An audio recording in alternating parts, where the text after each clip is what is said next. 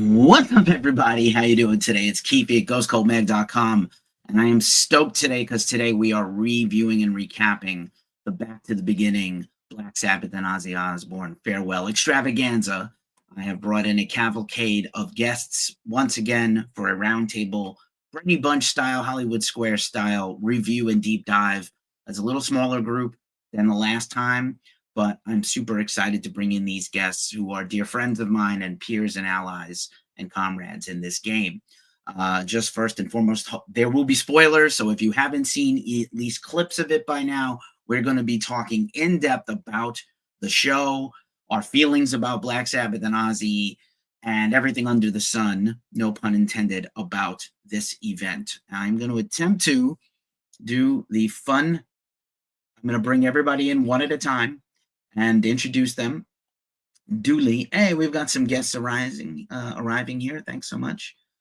Thanks, Jamie. Dillinger Compound is here. Once again, I'm Keefy of ghostcultmag.com. Everybody's links are in the description if you want to follow. And before I forget, there's also a tip menu. If you feel like tipping us, I will put that up. I'm going to kill off the banners for a second, and then I'm going to welcome in one guest at a time, and then you'll be, am I in? You will indeed be in.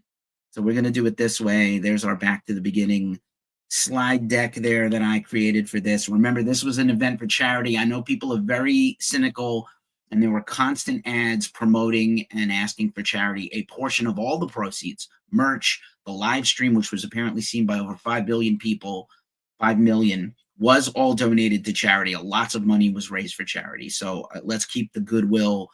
I know everybody wants to be cynical and shitty on the internet. Try to be less shitty. That's my imploration to you all. That's not a word. But here's the guys, and here's a little blank screen. So I'm going to bring in one guest at a time. Gail Worley of the Worley Gail. My dear friend, it is wonderful to see you on the screen again. See you. Always. It's always a pleasure. Once again. Excited. Yeah, I am too. I'm super stoked. This is going to be great. Also, my dear friend and colleague, Ken Pierce of Ken Pierce Media and Piercing Metal. How are you doing, pal? What's going on, Keefy? It's so good to be here and talk about all things Sabbath and Ozzy tonight. Sorry for the noise in the background. Jesus Christ. No, you look pretty smart there. I know. Maybe I should take the glasses off because they showed the screen. There's nothing bad on the screen, but it's just annoying to see. Anyway. Another dear friend of mine and colleague and co-host.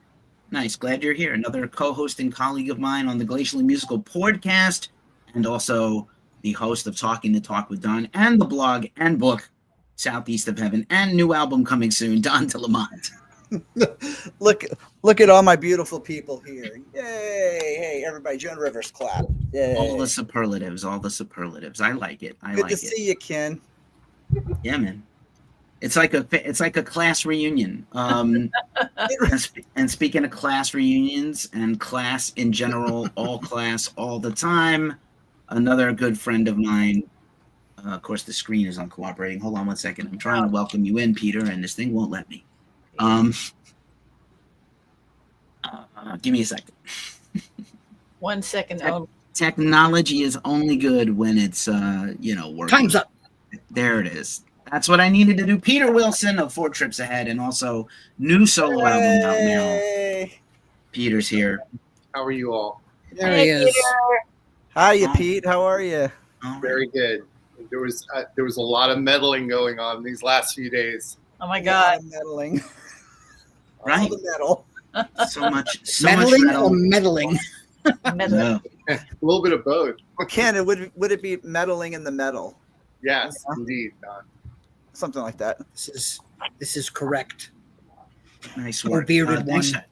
Thanks to everybody who's watching. Apparently, Instagram is not working. So the StreamYard continues to have some API problem with Instagram, and there's a message that popped up, and I have tried to get the IG to go live, but it shan't. And yes, very excited about this. Before I forget, and right before I start asking questions, we do appreciate tips here. We do sell some advertising at ghostcultmag.com, but also we accept tips, and I'm going to start doing subscriptions for like an occasional weekly private live stream for our best viewers or whatever. So we have Yeah, give me 1 second here. Whoops. I'm gonna mute you guys until it's time to talk. But thank you. Also, I do a lot of clackety clacking sometimes, so I'm trying not to. But here's our tip menu. I've put it in the comments. Should be on Twitch, Facebook, and the tube of you. And then, again, we usually plug this a lot harder on our weekly live stream every Thursday afternoon, but I just wanted to kind of drop the tip menu in. Feel free to donate some money. I will split it amongst my friends. That's how I do, just like I do when I host karaoke. So where to begin with this thing, man? It was very heavy and emotional for me. I watched it all day. I've been rewatching clips of it and other things all weekend until literally right before this stream, till 4:21 p.m. Pacific, when I flipped over to turn it off and do our stream together. So I'm going to try to, bring everybody in one person at a time, give them the whole screen to share and talk, including myself at different times. And then we'll just go to round robin it that way. So I'll start with you, Gail. I'm going to give you the conch shell first and say, just what were your general impressions about this event and about just in generally, like, how did you feel about it going in and how do you feel about it now that it's passed? Wow. So much to unpack. Okay, well, when I first heard about it, I really didn't grasp the scope of this thing. And when I started watching it and saw the crowd and the expanse of the crowd, and I was just like, holy crap, this is huge. And then when Mastodon came on to kick everything off, I was like, okay, who could follow this? This is the best thing ever. I mean, they were, what do they do? 3 songs? Yes. They only played 3 songs. That's right. 2 I was originals. like, I would be good just for these 3 songs busted on, who were just fucking killing it. And Bron Daler, oh my God, the best drummer imaginable and singing from behind the kit. I was like, all right, this is it. It can only go downhill from here. And boy, was I wrong. It was just my mind being blown over and over and over again. So many great legendary bands. I would say, in my opinion, every band sounded good. Every band did Black Sabbath proud with their covers of their songs. I appreciated how they kept mostly to the original arrangements. And except for a few vocalists who maybe weren't quite up to where they were in their heyday, I thought anybody who watched it got the bang for the buck, definitely. And Black Sabbath must have been so honored. I'm actually surprised they weren't weeping with all the love they were shown. And Ozzy sounded great, and the band sounded amazing. It was, I think, the best concert of the past decade. Yeah, I think Ozzy cried a little bit, and maybe Bill too at one point. Hang on to some more thoughts because I'm going to come back to you in a second. And I'm going to bring in my buddy Ken and make Ken on the full screen and unmute Ken. Here we look at that. I can control shit. Oh no. There we go. Can we hear you, Ken? Give us your thoughts, Ken. There you go. Give us your thoughts on the event. Were you cynical about it? No, this keeps dropping. Okay. No, it's interesting. So when they, like Gail said, when they announced this, I wasn't sure what to make of it. Ozzy has been in such poor health over the last few years. There was a big question. I know everybody was thinking it. Will he actually make this in terms of being able to, get up there and perform? So, but on him in a minute, I did not see the entire stream. I was not around most of the day. And so I didn't order it because I knew you only could have it for another 48 hours. And I was like, you know what? I'm not going to be around much. I'm going to be around for the key points. And I was able to visit a friend who had it on, and I watched the key moments. So I saw Metallica, who are flawless, really. I thought Guns N' Roses were musically tight. I thought Sabbath is a little out of Axl's vocal register, and that's all I'll say on him. I did see Hailstorm. I loved what they were doing. And, of course, then Ozzy came out when he rose up on that throne. That was a lot of fun. And he looked so happy to be there. And his voice was really strong. And when you hear him doing this stuff in this age and under all these issues, you see just how good a voice Ozzy had, that it was so hard to sing this stuff by all of these other sorted singers. Ozzy is just not a voice you can emulate like that. And of course, seeing Bill Ward back there with the drums and Sabbath was delightful. And he's still got some power to him in his punch. And like Gail said, I agree. I think Sabbath was moved to the point of emotional. But yeah, I enjoyed what I got to see. I'm glad I got to watch some of it. That's it.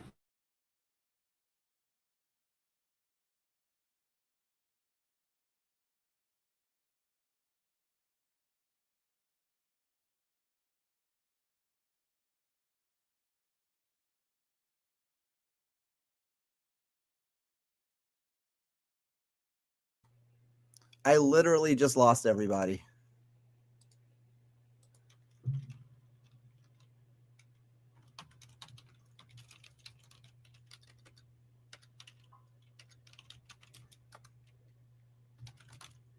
Don, I hear you. You can talk. Go ahead. Okay, there you are. There you are. We had a little technical difficulty there. So, okay. The only way I can describe this is I felt like the Grinch, but like before and after. Like before it started, I was like, man, they should never have let Ozzy go this long. He's, I mean, I'm sensitive. Ozzy was my boy. Ozzy was my, one of my biggest saviors as a kid. And I didn't want to see him the way I was going to see him on this, but I'll be damned if by the end of that show, I was in tears. It was moving. I still think it was a little too much, too little, too late somewhat, but if they were going to do it, like the emotion was there. And I mean, I thought everybody had their good points, but I honestly have to say between Hailstorm and Rival Sons and oh shit, it's already skipping me. But anyway, those two were the ones that stood out to me the most as far as like the smaller bands. I thought Rival Sons was fucking just incredible. And Hailstorm, I don't even know much about him, but I want to know. But it was beautiful to see the crowd so happy, see him so emotional. And I think that kind of added to the overall feeling of it all. Yeah, like I said, I'm still trying to process it. Like I think probably a lot of us are. And then Don's heart grew 2 sizes in his Taylor Swift shirt. It did. God damn it. I don't like feeling good. I don't Fucking like feelings. God damn it. And on that humorous note, let's bring in our good friend Peter Wilson. Great to see you again, my friend. How are you today? Great to be here with these lovely metalologists. So I am totally. I have to say, like I'm still moved by it. It was very. I was actually really excited about the show. I wasn't so negative about it. I thought it was going to be something really great. I think it was emotionally super important for the metal community. Of course, there's a whole commercial end, and we'll probably get into it as we go. But I think emotionally, it was really beautiful because you just saw how important Sabbath was and is to so many people. So that was really wonderful, seeing a lot of my heroes growing up, then paying homage to the great Sabbath. And, Ozzy era Sabbath, obviously, at the forefront. But it was really terrific to see that. I'm trying to figure out a way for me to be diplomatic. I have a lot of feelings about the artists and who was great and who I expected a lot more from. But I know we're going to get into that. But I do think that there were certain moments. I mean, just seeing the whole Ozzy doing Mama, I'm Coming Home was really rough. It was just beautiful to see it. And I felt really totally moved and hit hard and not expecting that, but it was really terrific. And I loved all that. I loved the celebration of those 4 gentlemen that are still here. I'm still recovering over the Final Kiss shows from years ago. So then to see Sabbath, and then obviously we're starting to think about other heroes that are going to go down that route. So I'm loving to see that people, while they're still alive, they're being celebrated.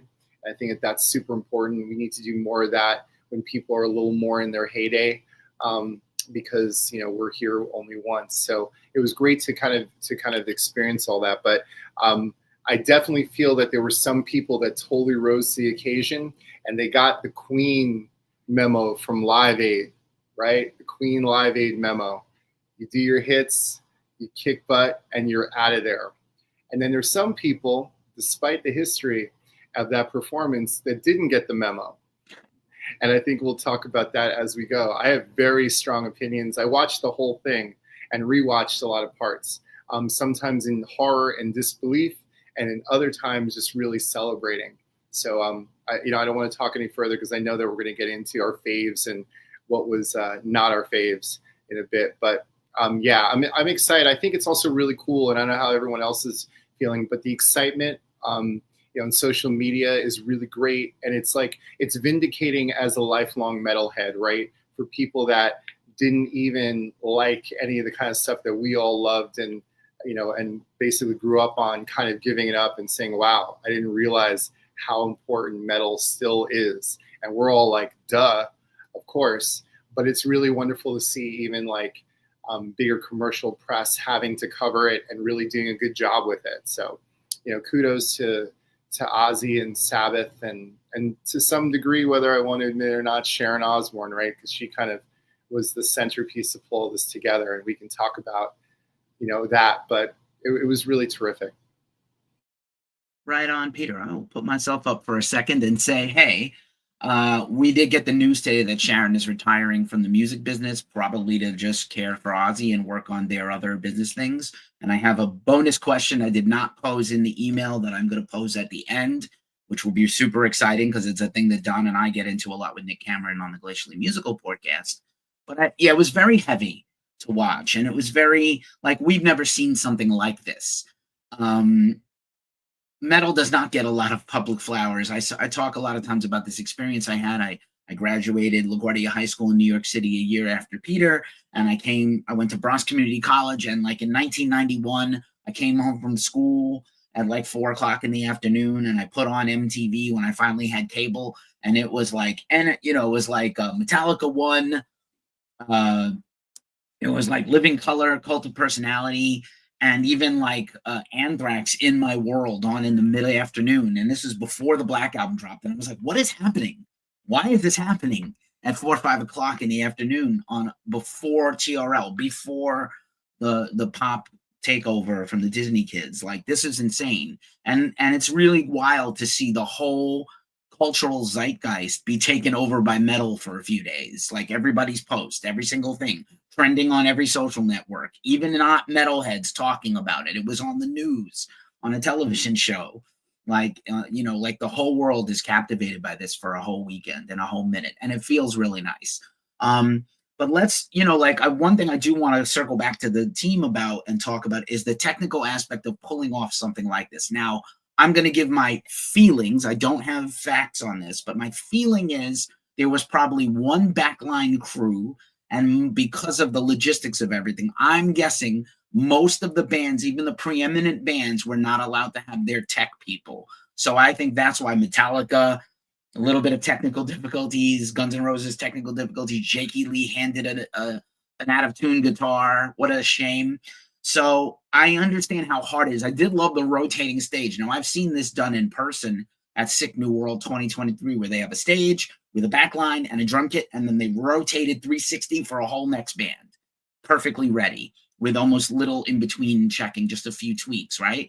And I thought that was really well. Gail, from what you saw, technically, how did you feel about, did they pull off the concert? There were problems with the live stream in the moment. I will say there were occasional dropouts. People complained rampantly that Alice in Chains' performance was not able to be heard for more than half of their performance, and then the sound kind of kicked in. And we did have a lot of freezes and stuff. But in terms of pulling off a huge festival type thing with just these huge echelon bands all in a row, one after the other with, not their own comfort zone, how did you feel they all handled it?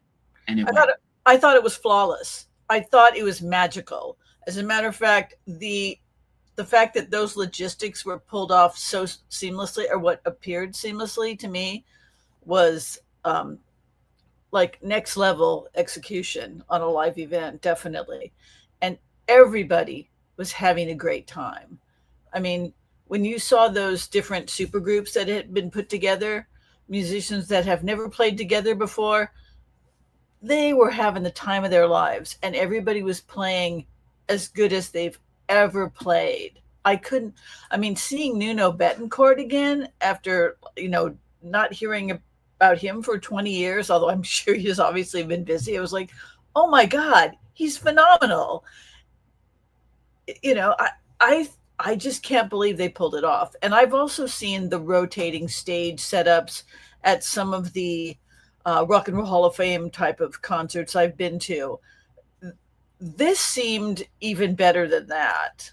Like, except for, like you said, for a couple of dropouts on the live stream, which has nothing to do with what's going on stage necessarily. I just can't believe it happened. I probably used this word before. It was really like magic, like everybody coming together because this was a once in a lifetime event. I couldn't believe how good everybody sounded. I couldn't believe how good Black Sabbath sounded because I'm a cynical person. I always expect people to sound bad when they've been around so long and haven't necessarily been playing. But look at the Rolling Stones. They sound amazing. Black Sabbath sounded better than the Rolling Stones have ever sounded.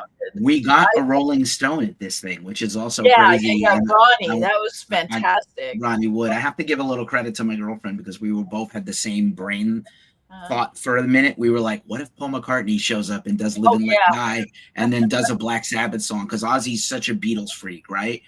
Ringo and Paul are still alive, but maybe we were shooting the moon too much. But shout out to my girl for coming up with that. The only person I noticed that wasn't really traditionally metal or hard rock was Billy Corgan.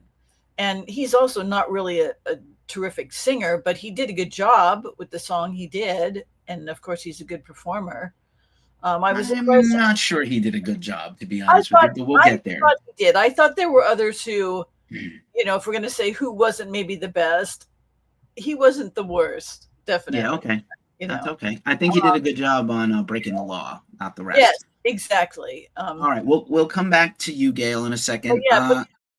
Sorry. I didn't mean to cut you off. Go on. The logistics were amazing and to be praised, definitely. Right on. Ken, for you, how hard is it to pull off? Like, how do you think these bands pulled this shit off? Like drummers, especially you're a drummer, particular about your kit and like everything. Nobody seemed like they were fussing with their setup. Everybody just rocked. At least from what I can tell, it didn't seem like, oh, I've got to put this here and this there. Because I don't think a lot of these bands had their crews. They didn't. There was like one crew for the whole event. And I think that's challenging. But did you feel like from the bit that you saw that it was seamlessly done? Did you think it was hiccups? Tell me what you think. Yeah, so as far as the drummers go, I really think that every drummer who was getting ready to play had their hand in getting the kit to be exactly how they needed, because every single drummer that rolled out looked absolutely comfortable in the setup that they have. And I've sat on other people's kits before and I've futzed around and I've fallen off the chair because of it's too high or it's too low or this is too far away and that's too close. So it's a real pain in the butt to get a drum kit the right way when it's your drum kit and someone else is in front of you and you have like 10 minutes to set it up.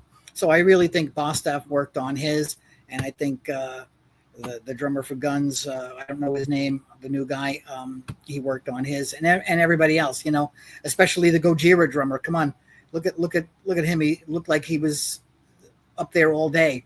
So, but it's a lot of effort to get that kind of stuff up, and I think they were flawless in doing that.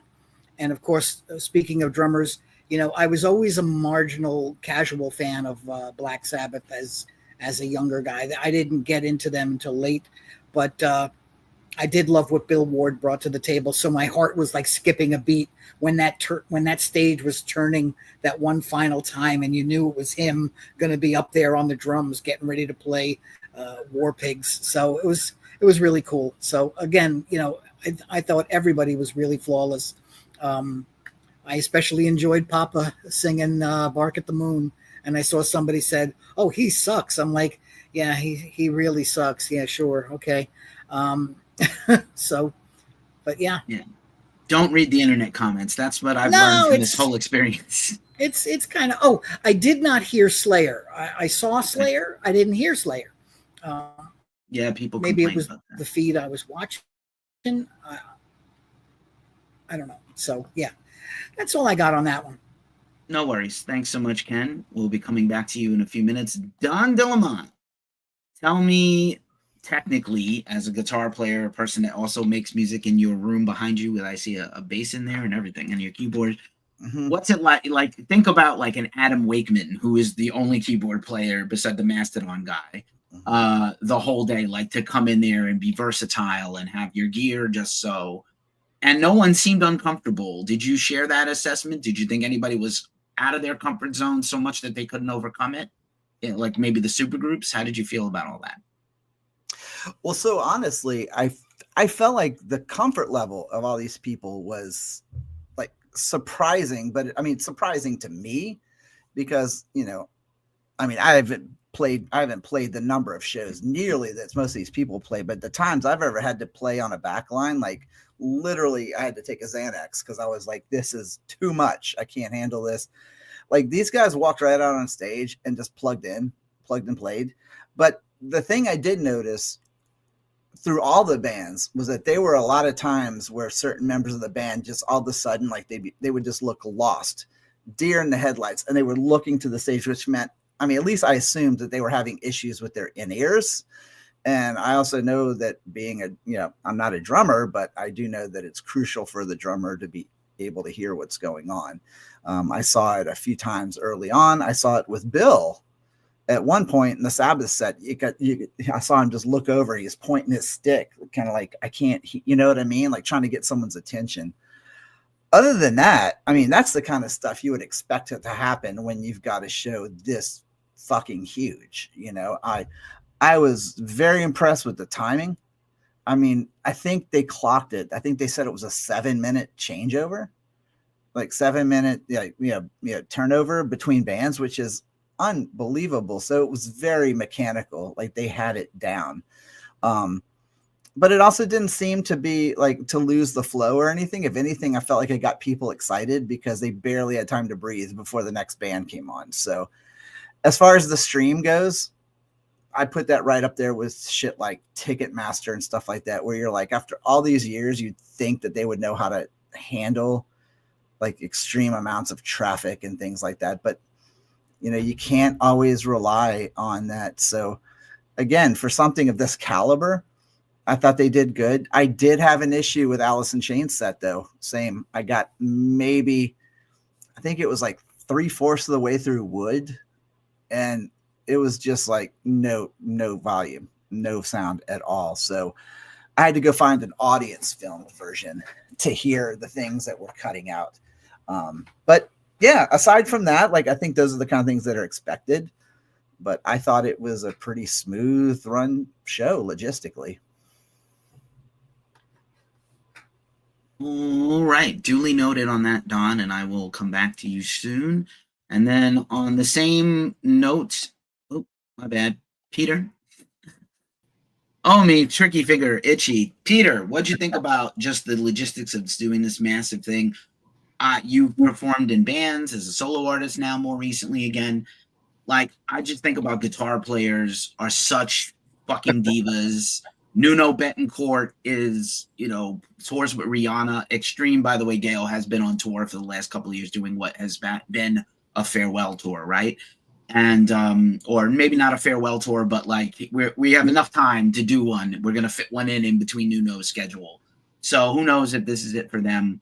But just thought, Jake E. Lee getting an out-of-tune guitar. Jake, where's Jake? That was great, actually, very Spinal Tap. But Peter, you've seen these kind of things before. What do you think? What do you think? How do you think they pulled this off? And what would be concerning or not concerning to you if you were there? So the first thing I want to say and echo kind of what everyone's saying. I mean, the stage was incredible. I was spending a lot of time trying to watch. I love that they had the overhead shots so you could see the changeover. That was great. I played on big bills and festival shows and toured with, 4 trips ahead. And we've had all sorts of incredible situations and terrible situations. Sometimes you have great situations where you think you also sound like a god, and then what's coming out there is not so happening, and vice versa, where everything on stage sounds like crap, but everyone's hearing it and saying, wow, you sound great. So this kind of, with the feeds going on, the streaming, with video cameras everywhere, with the stage revolving. I mean, I know that Tom Morello had a lot to do with curating the musicians, which I think he did a pretty good job of. I could be nitpicky here and there, but I think that it was I think for the massive amount of people and the massive amount of egos that were present, where so much could go wrong, I think that they did a really great job. It seemed like everyone was in the space of, this is a once in a lifetime thing. Ozzy is dealing with a whole bunch of health issues. We don't know how much more we're going to have him around us. Let's make this like a beautiful send off. So I think that changes the vibe. After touring for as much as I have and playing live shows and all the above, you have to go into the situations going, okay, hey, I'm going to do my best. Whatever's going to happen is going to happen. And I think that people, that attitude was really cool. To the point of Jake Lee getting the out-of-tune guitar and hearing it right away, and then kind of going, kind of making a bit of a face and, doing his thing, and then just going, okay, well, I'm here. Let's rock it. I thought, that was kind of the whole vibe in general. Like, a lot of people were just like, hey, let's have a good time. Let's throw it. Let's do it. And I thought it was really well done. I actually think that the crew was incredible. And all of just seeing how hard they were working constantly, and they must have been doing that. And from what I've seen and the backstage stuff I've seen and the days ahead when they were like leading up, all the logistics were pretty incredible. And I follow a ton of the people that were actually performing. I know some of the people that were performing, and they were saying that the vibe was pretty incredible. So, and you felt it, and that was really great. And I think that is so important, because that creates the community that everyone was talking about, that we're all a part of, this like loving metal community, and everyone was just kind of into it. And I think that was really important. It's important for the music to go on, not just for like old performers, but a lot of the younger, groups there, or the more recent groups that have been out. I think that's to show that solidarity, and to make sure that everyone's sound was paid attention to as much as everyone else's. I was super stoked to see my favorite band, Rival Sons, kill on the day. Performance-wise, sonically, they sound better than a lot of the headliners. And that had a lot to do, I think, with the energy, and probably a lot to do with also the setup, right? How direct are you when you have a band like Rival Sons, which is very organic, very early Sabbath-y, actually, right? And we were talking, I think Gail was mentioning how great Sabbath sounded. Some of it is like, because it's not that complicated. You have great players, and they're just four entities kind of, filling their tone up. Whereas with some other groups that have a lot more going on, and maybe have some flying in stuff. We'll talk about vocals and stuff, because there was a lot happening there. As a singer, I can talk about just plaintively. And then there were some people had a harder time with it.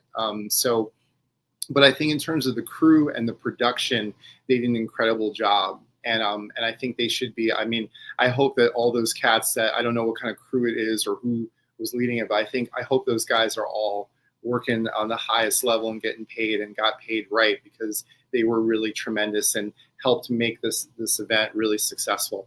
But to me, this was a great example of how future festivals should go with the revolving stage. You pay a little more, because it's a lot of gears going on with this, where you have the revolving stages. I've only played in a revolving stage once, and it was amazing to be a part of, and great. And I did like a 30-minute set, but it's very there's a lot of moving parts going on. So kudos to them making it happen. It costs a lot of money to do and to do right, but the audience experience in terms of festivals and the very minimal lag time in between sets, I think made it really cool. I don't know how everyone else felt, but it was really neat. I was just blown away by the turnovers. Even the commercials were short, and I thought it was killer.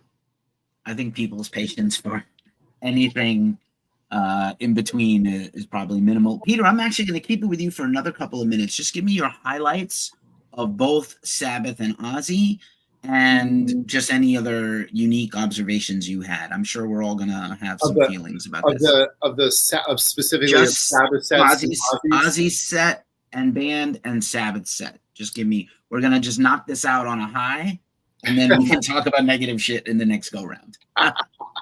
I like that. Let's stay up. So I definitely felt that the Ozzy set was great and very emotional. Not like any major surprises in terms of songs. Him, doing maybe Mr. Crowley was kind of like, oh, cool, But even that is part of such an iconic record. We all know the material. It's weird. I knew that they were going to do "Mama, I'm Coming Home," but obviously emotionally, it was just like, oh my goodness. The band was killer.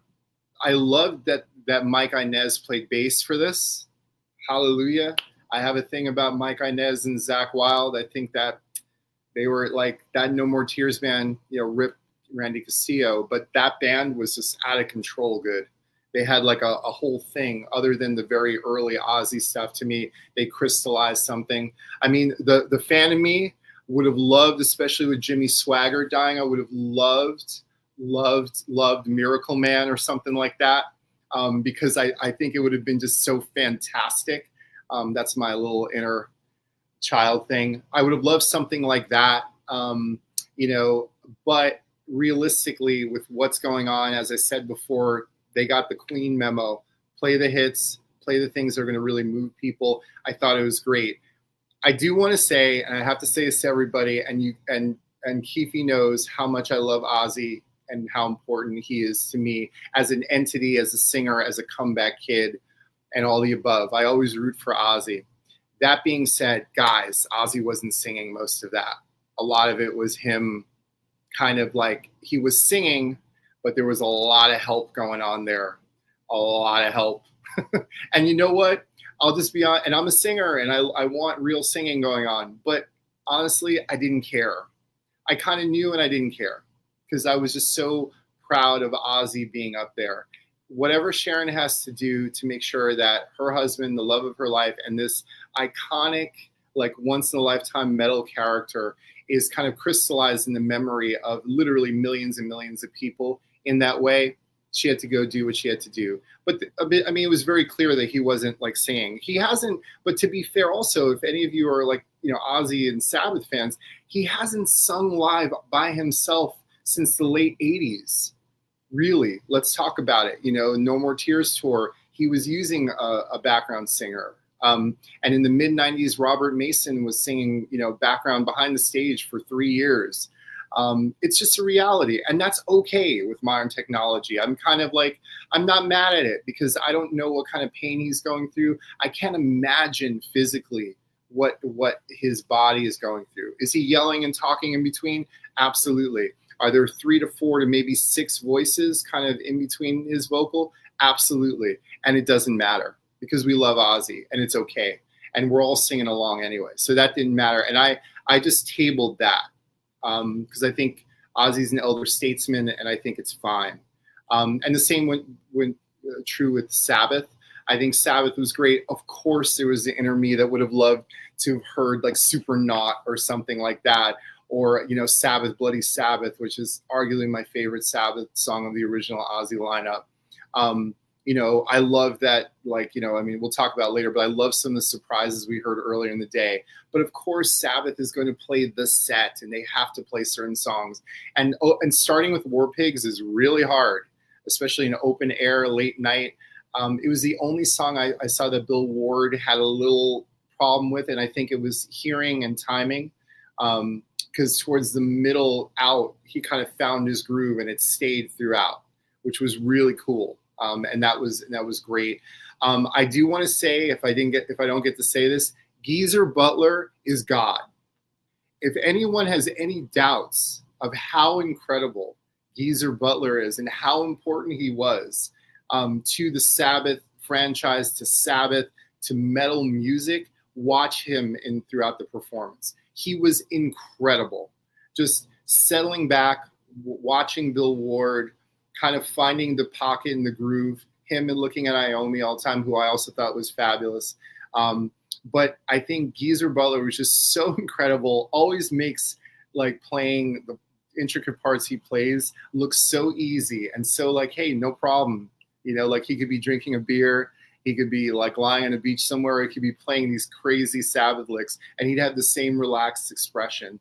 And I just love it. I love his whole vibe, his energy. I felt like that, like he's the linchpin in the Sabbath story, and it's shown that night. And I was just so like, I kept in my head, I kept yelling, Geezer, you're just the best. So that was really wonderful for me to see that. And I think Gail had mentioned before how great they sounded.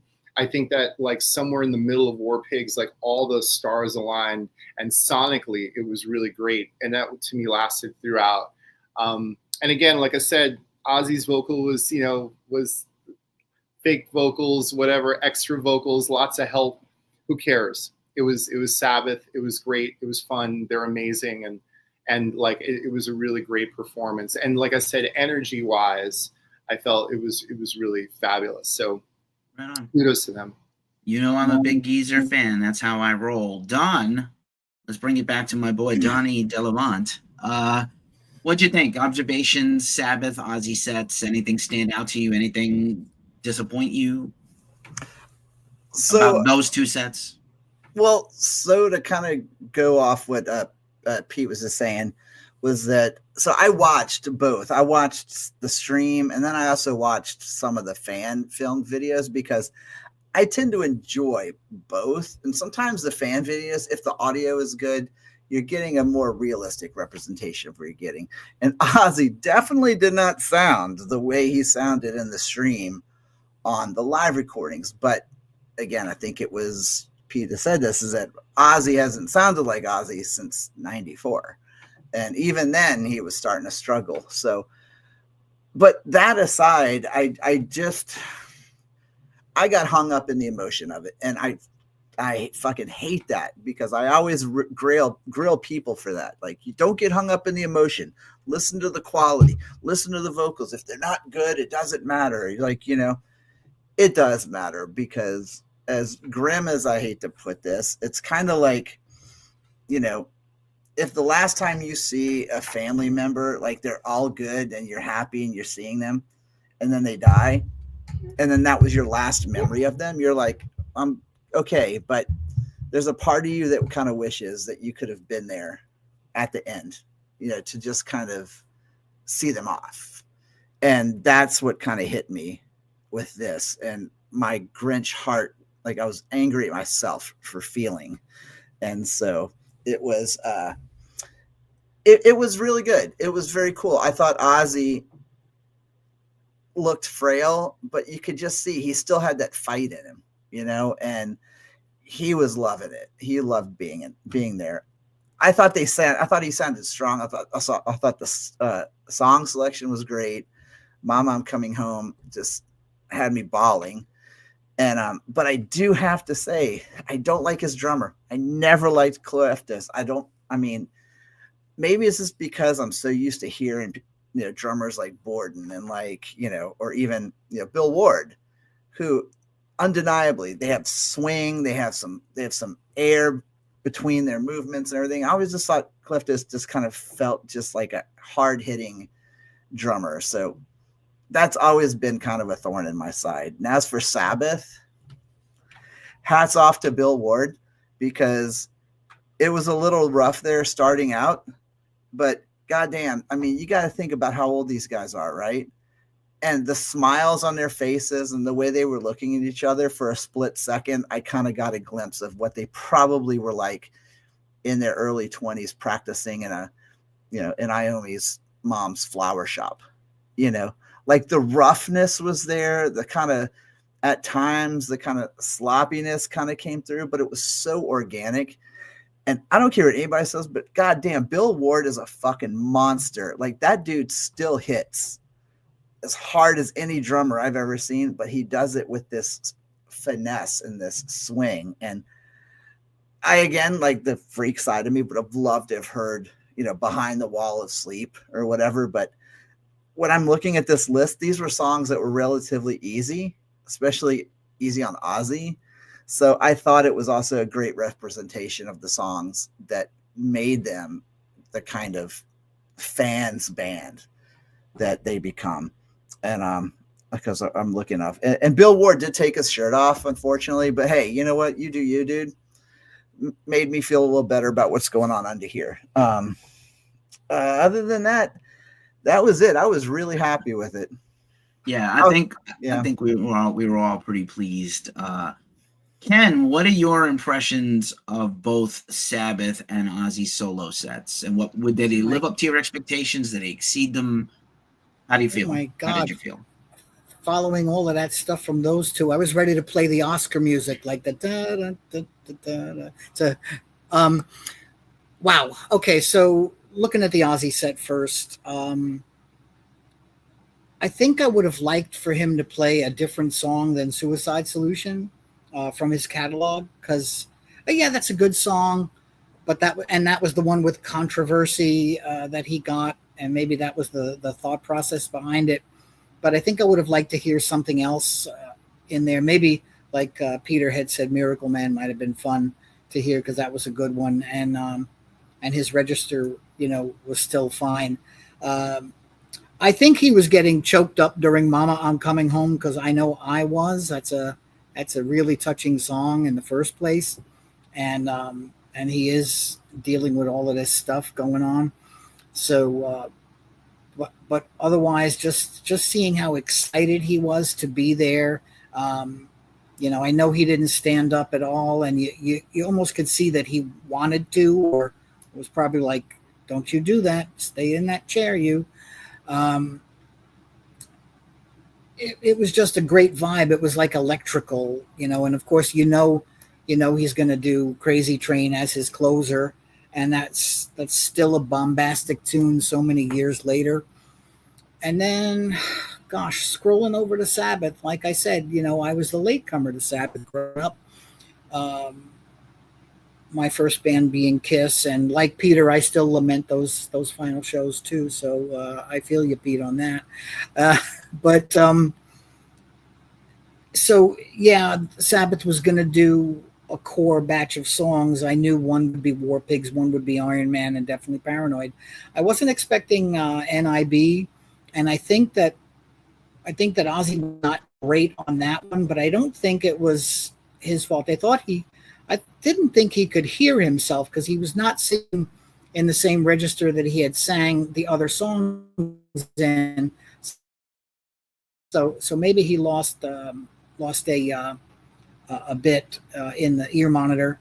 But again, watching the band with minor technical difficulties, because I figured that something like this would be absolutely flawless without a slight error. Yeah, the setup was great, and the lighting and the whole delivery and all that stuff, but there was going to be a hiccup here and there with everything being like great. I'm sorry, I'm getting like all fidgety here.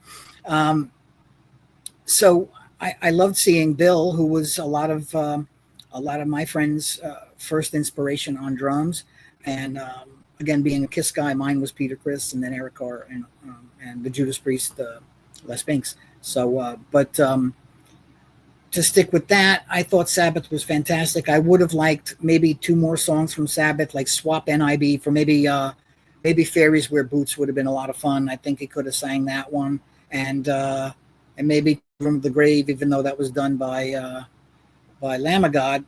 I still would have rather have Ozzy sing it with Sabbath, and but the choices were few, and they had to do what they had to do, and then wrap the whole thing up. And I think the key point for me, though, is a lot of us of a certain age, Paranoid was the very, very first Sabbath song that a lot of my friends and I first heard for Sabbath. And as a musician at a certain time, it was one of the first songs we learned to play as a musician with a metal band. I learned Paranoid with a number of bands back in the day. So having that be a lot of fans' very first Sabbath experience, and to watch them wrap it all up with that very same song was kind of just a moving moment for me, and that's all I got on it. I was caught typing. Hello. Hello. Well, I can't hear anybody. That's me. Just tell us how you feel about Ozzy and Sabbath Can set, and talk? then I will weigh in Okay. too. You're great. How do I feel? Okay. All right. So Peter said so many amazing, insightful things that it's hard to follow that. But I thought Ozzy's set was kind of the comfortable hits that you expect him to do. Mama, I'm Coming Home, you did hear his voice break. And I think that was not only because his voice broke, but because he was overcome emotionally, as were so many other people. And I think that you could tell he was uncomfortable physically sitting in that chair and in probably a lot of pain, which is why he didn't even try to stand up. But I think he pulled it all together to give the best performance that he could, considering the circumstances. And I thought it was a really good set. And what I loved about Black Sabbath was you could really hear how that band has swing. There is such an incredible vibe when they play together. It's like so many metal bands don't have swing. And Black Sabbath just, it shows you why they're one of the greatest groups of musicians and how they really are the kings of heavy metal. I mean, you know, maybe Led Zeppelin gets called that sometimes, but Led Zeppelin isn't really heavy metal. Led Zeppelin are progressive rock. Sabbath are metal. And they, you know, Bill Ward pulled it out, did a great job, was a little rusty at first, and then they just locked in. Tony Iommi, it's like he hasn't aged a day in 40 years when he plays. He's fucking phenomenal. And I love that they did NIB instead of maybe something that was more of a fan favorite, because I thought it was a really good showcase for what they do and what they do well. So I thought, and I love that it was like, oh, finally it's dark, and now Ozzy and Sabbath can come on in the dark. But yeah, it was great.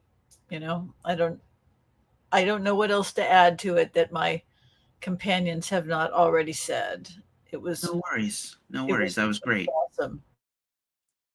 I'm going to keep it with me for a second and just share some of my impressions. I did feel like the Ozzy set was a little rougher than the Sabbath set, and I think it has to do with tempo and aggression. And I think it's very easy to lean on heavily, extremely distorted Zakk Wylde guitar tone as opposed to the classic Sabbath sound.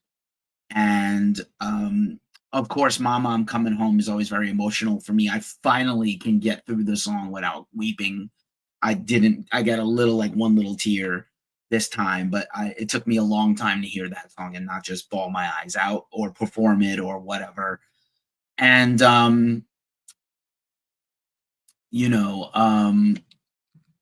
so also the Sabbath set, I think it's very interesting that they were very true to the original tempos of the song. If you've ever seen Sabbath live, things were much faster for a variety of substances and reasons why. Maybe Bill was trying to get out of there so he didn't get set back on fire, but by Ozzy. But they did keep true to the original tempos. I think both sets were beautifully curated. I did notice that I felt like it was a lot of Ozzy's voice, whether he pre-recorded it or older live recordings or whatever. It didn't sound processed. It did sound natural, but you could hear Zakk singing the entire Ozzy solo set of music. And you could hear Wakeman singing backups a little too. Super interesting. Now I'm going to move off of that for a second, stay with myself for 1 minute, then we're going to go back around. And I want to talk about the other bands we haven't talked about. And it's kind of wild. No one has mentioned Metallica. No one has mentioned Guns N' Roses, and no one has mentioned Tool or Alice in Chains so much. I think Don mentioned Chains a little. So I'm just really briefly going to say Metallica was brilliant. I wasn't sure what they were going to do.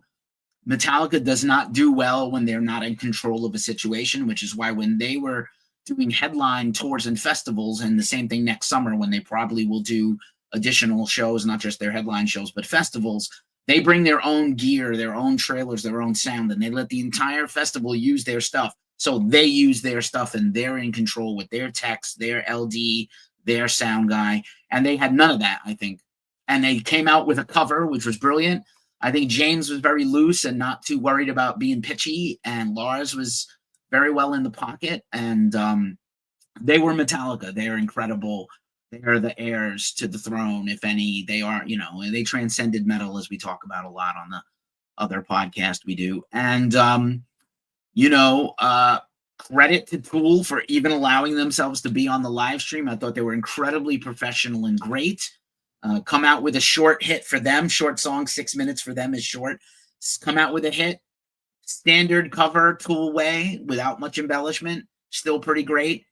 Surprising and great. And then another hit, Enema, and out. Brilliant. Chains, I thought was fantastic. I don't know what people are hearing that I'm not hearing, but I thought they were absolutely fire and on point. Their cover was great. Their two originals were smartly chosen because they are shorter Alice in Chains songs.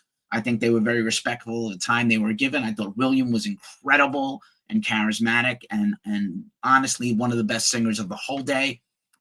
And Guns, I know people have not really heard Axl sing. Guns N' Roses has been reunited for 10 years and touring for 9, most of 9, 8.5 to 9. And this is Axl's range now. He can hit notes. He doesn't have the power and the depth that he used to have vocally. That 5-octave range is gone from cigarettes and whiskey and booze. But he can hit notes, and maybe it sounds jarring to people because they just remember November Rain and they just remember Welcome to the Jungle, but this is how Axl sounds. And I've seen GNR twice, and he was fantastic. So I don't know, guy's almost 60 singing songs he wrote when he was 20. So you tell me who else in the world can do such a thing. I'm going to kick it back to you, Gail, because you did briefly mention this, but other highlight bands or all-star group performances for you, who did you like? My favorite band of the day was Tool. I just thought they were fantastic. I love Tool anyway, but they made me freak out a little bit. And Maynard is a god. I love him. And Danny Carey, the best. I just love them. They were great. Mastodon, like I said, blew my mind away. I mean, I've always loved that band, but I couldn't believe how good they were, especially Bron Daler, who's one of my favorite drummers. I really liked the all-star band when who was that now? The guy from Ghost singing that song. I can't even remember what it was now. What was it? Bark at the Moon. Yeah. Even though his voice does not have a high range, I thought he had a really good performance. I liked the way he looked, and I liked everyone else in the band. That was excellent. I thought Lamb of God did a pretty good job with their covers. And of course, they're a great band anyway. Although I miss Chris. And who else did I like? I did think Guns N' Roses were really good. Although, like Keefy said, Axl doesn't sing like he used to, but he's not 20 years old anymore. And I think he looked pretty good. At first, I didn't recognize him with the short haircut. I'm like, who's that? But yeah, he did good. And I thought the band sounded great. I always loved Duff and Slash. So that was a good performance for me. Who else? Who did I write down? I don't know. Gosh, there were so many. There wasn't much that I didn't think wasn't good. I'm not the hugest Metallica fan. I could take or leave Metallica. I thought Hetfield's voice is pretty much gone, but maybe that was the feed I was hearing where you could barely hear him. Gosh, what else? Alice in Chains were very good. I haven't really seen them in years and years. I didn't even know who was singing for them anymore. I had to look up his name. But he was great. And I loved a lot of the all-star stuff. I loved seeing Nuno. I loved, who else did I love? I wasn't so into Hailstorm, but I thought she did a good job fronting the all-star band. And Don will appreciate this. When I first saw the video of her in that, yellow dress, I was like, is that Taylor Swift? Because it was far enough away that it just looked like a blonde woman, but sadly not Taylor Swift, because that would have been really hilarious. They missed an opportunity. Dolly did one of the greetings for Ozzy during the broadcast and how much she loves Black Sabbath. You know, Dolly's husband, who just passed away, Carl, after 50 years of marriage, is a huge classic rock and heavy metal fan. So she gave a greeting to Sabbath and Ozzy. I love you. I wish I could be there with you. Maybe we'll do it again sometime. I was like, okay. But it was lovely to have her. She did represent, women were sadly not hugely represented, and Tony is married to a heavy metal singer also, even though she hasn't done anything in 20-something years, 25 years. But Maria from Drain STH is Tony's wife. But, fantastic to have Dolly there. And I thought Lizzie Hale did a great job. She's a little maligned. They have a new record coming out. She's talented. She's just not my thing. But she definitely kicked some serious ass. And the set was good for if you like that band. They are the band that has a new record coming soon. Them and Gojira. So I think we'll be interesting to see if the sales get up. Gojira were amazing. I love Gojira. Yeah, I was actually annoyed that they played where they did in the running order, but like it makes sense now that you think. I think a lot of this stuff, I didn't talk about this. I think a lot of this stuff was based on streaming numbers and not like album sales or history. But anyhow, good stuff from you, Gail. I'm going to kick it over to Ken. Ken, tell me, I know you didn't see Slayer, which is okay. Who did you see that you enjoyed? What were your impressions of, some of the other bands, not Sabbath? So like I said, since I was really not glued to it. So I did see some Slayer. Like I said, I was watching through Facebook feeds and I would scroll through and I knew about 5 people there. And unfortunately, every single one of them put up like a clip or 2 of every band, I guess before that all got shot down. I thought Lamb of God was tight. They're always tight. Kind of weird hearing them do a Sabbath song, but that's what everybody was there for. Slayer, like I said, was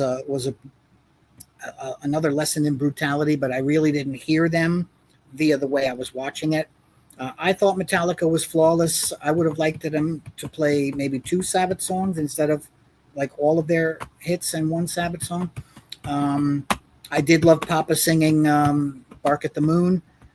I was blown away by Steven Tyler singing Led Zeppelin when he retired, saying he could never sing again. That was pretty wild.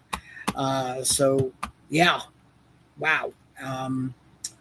And no, that's not typing. I'm banging. Sorry, Don. Let's see. I liked what I saw from Hailstorm, but I didn't see Anthrax. I didn't see Tool. I felt bad about that. I didn't see Pantera.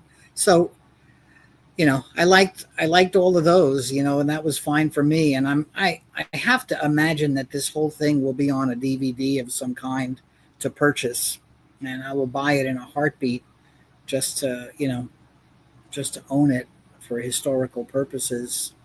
But yeah, I thought the whole thing was very impressive, so.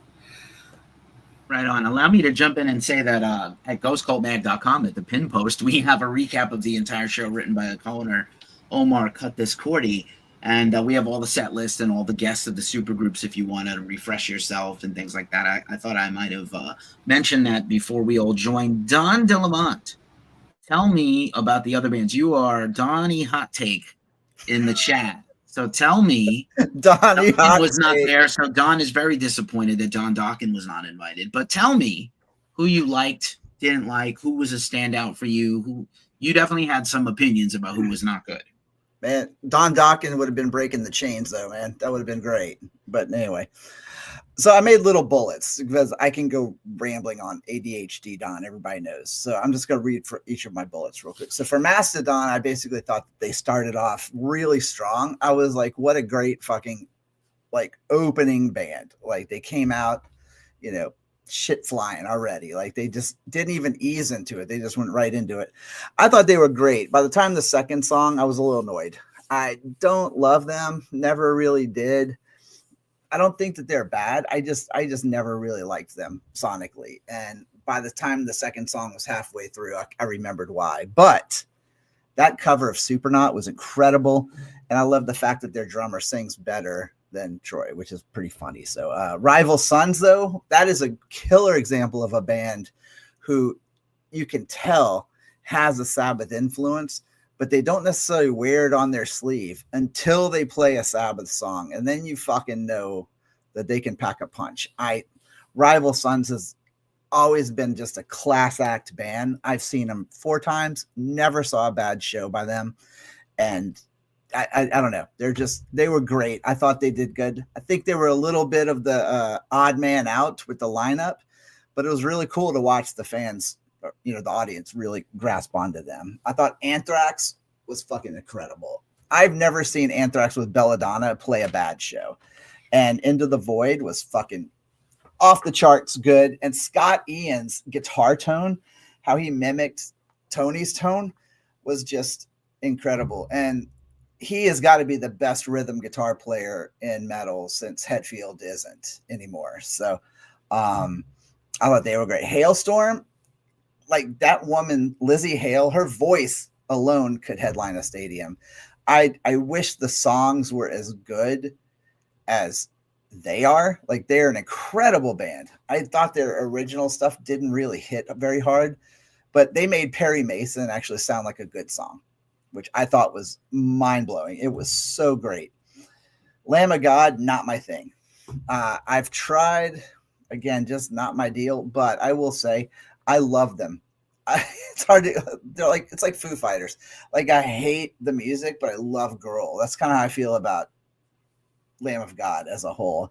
I thought Children of the Grave was good. Wasn't great because he was trying to sing it first, and it didn't really work. So aside from that, Alice in Chains was fucking stellar. I thought they were great. No big notes there. But Duval is a class act with the Fringe Jacket, which was incredible.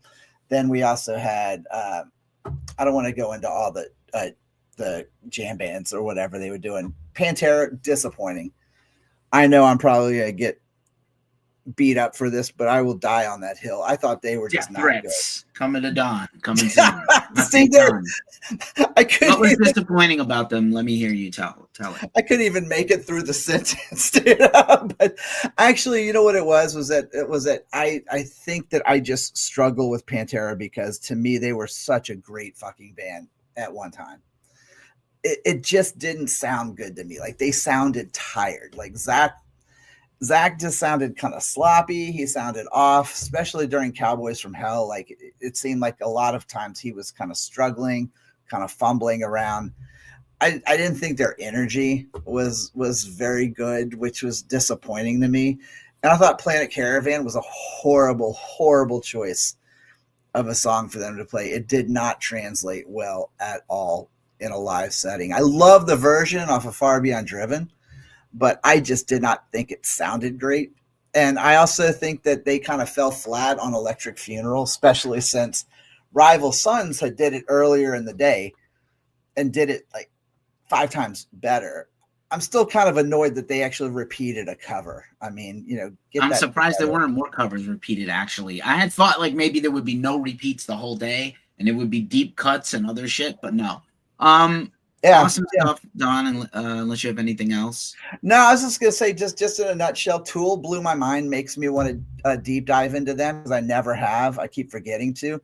Slayer was Slayer. They're consistently good in Wicked World. It was great to hear Kerry King actually play a guitar. Guns N' Roses I could have done without. Metallica. What did you say to me about Kerry in the chat, though, in the private chat? Oh, what did I say about King? Oh, yeah, Kerry King. I can't get this image out of my head, but Kerry King looks like he's one of those guys that, like, if you went to high school with him, he's all tough looking, and he's like this, but then you could just walk over to him and get in his face and then take like a mozzarella stick off his plate and eat it. And he would just look sad, I drink your milkshake, Kerry. And he would just be like, oh man, it was mine. But anyway, it was great to hear him play like that. And I thought Metallica was just disappointing to me. All right. Fair enough.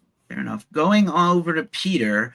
Peter, how many years has Tom Araya aged in the last 5 years? Like 100. Oh my God.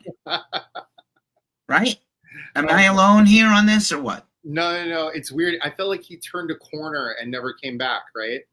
It was Seems weird. it. Like he was like fine, and then all of a sudden wasn't. But I have theories about that, which I will not repeat on this show. But so here's how I'm feeling. I love that that Don like broke it down. I was like nodding my head and shaking my head and disagreeing and agreeing with some of Don's stuff. Here's how I felt, and I'm going to jump into the bands I really loved, and the ones that I was kind of like, I assume that you want to do it that way. So I thought I was super excited that my boys, Rival Sons, came out and ruled the day for me. I think that I'm hoping they picked up a host of fans. I thought that Don did a great job breaking down, like they were kind of a little bit of the odd man out, but if you really listen to Rival Sons, you wouldn't be that weirded out because you'd know their first maybe 4, maybe 5 Sabbath records were definitely important in their formation. You heard it when they, when they were playing and they did the covers and the cover they did. And I just thought I thought they were tremendous all around. I also think sonically they sounded amazing. They sounded huge. And I was really happy for them. The other band I thought sounded great, Keith, I think you mentioned them. I thought Alice in Chains was fantastic. I think Willem Duvall proves time and time again to put on the shoes of a lead singer that in his place. I mean, Lane Staley was so iconic, such a unique, powerful, important voice for, like by all intents and purposes, my generation and a lot of the music I was listening to. I got to see Alice in Chains the first time they played in New York, opening up for Extreme at the Cat Club, and to watch them just rock it and do all sorts of things. And we lost that voice. And for Willem Duvall to step in and to now put out these great Alice in Chains records that are a little bit different, but still in the wheelhouse, and then take control. Like people were just all about it from the beginning. I think his performance was great. I know the feeds for different people was out. I thought they were terrific though. And they got the memo. They went there and they rocked it. I was super proud. I'm going to say a bunch of things. I think there were a bunch of bands on the bill that were fine sonically, but performance wise were flat for me. In other words, they sounded great. There was nothing wrong with them, but I felt like on a day like this, I wanted them to be superstar bands for those few minutes they were on stage. So I felt that way about Tool. They played fine. They were great. Technically, didn't knock me out. Pantera, for me, felt flat, as Don was saying. I felt that I agreed with Don. I felt they sounded a little tired. But to show you the power of metal, they went over so well because those songs are so great. And I think especially their original stuff that they played, when they did Walk, people were like all about it. And Phil's voice is neither here nor there, but they were an example to me. I expected a little bit more from them, and they kind of fell flat. I'm a huge Anthrax fan, love them. I think their energy was great. The sound wasn't terrific for them. So I felt like I couldn't hear Frank Bella's bass at all. And I felt they kind of came off a little bit flat as a result too, even though they played fine. But I agree kind of with what people are saying, like Keefy, if you're talking about the original, like the top bands of the day, Metallica, I mean, they're a little more corporate kind of metal band. They're standing on their own precipice, so to speak. They delivered. They were totally professional, sounded good, looked really cool when they came out. We're having a good time. I thought their set was a little long. I would have liked them to play less. Again, they did not get the Queen memo. Play less songs, come out and destroy me. Battery was great. They should have done Battery. They should have done Master of Puppets and Junior's Eyes like they did. And that's it. I think it would have been fantastic. I would have liked maybe an extra Ozzy or Sabbath song as a result because, I mean, we see Metallica all the time. So I kind of felt like I didn't need to see any more on that. But I wanted to say something about Hailstorm because a lot of people were talking about it. And I just want to make one quick comment about the jams. I think Lizzie Hale is a terrific instrument. I think she overuses it. And I don't remember who said it, but someone was talking about having better songs. And I feel like maybe it was Ken who mentioned that, or maybe it was Gail. But I felt the same way. I felt like her voice is very powerful. And I love her whole front woman thing. I think she overdoes it. And reminds me that she can sing all the time. I think if she has better songs, they're going to be like untouchable because they're super talented. I just think the songs are a little like whatever, but very good at what they do. And I also want to say I thought Gojira was incredible sonically. I thought they sounded great. I think their performance was good. Same like with Mastodon. They were good performances, powerful. Didn't knock me out though. They were just like, they were good. But I wanted a little more. I do want to say this. In terms of the jam band stuff, I thought Steven Tyler totally knocked me out, and it was a welcome surprise because of all Steven's problems vocally and what happened to him and all sorts of stuff. So to see him sound that great, and I know Keith, I think you mentioned who sounds as good, like with Axl Rose, who sounds as good 40 years later. Steven Tyler apparently does. I mean, that was pretty phenomenal, and I think he knew that he had it, and he was, you could see that he was really excited about performing for people again. So that was really cool to see that. I didn't anticipate that. I mean, him and Nuno were killing it. I know that they've done that stuff in the past, and they sounded great and really in the pocket.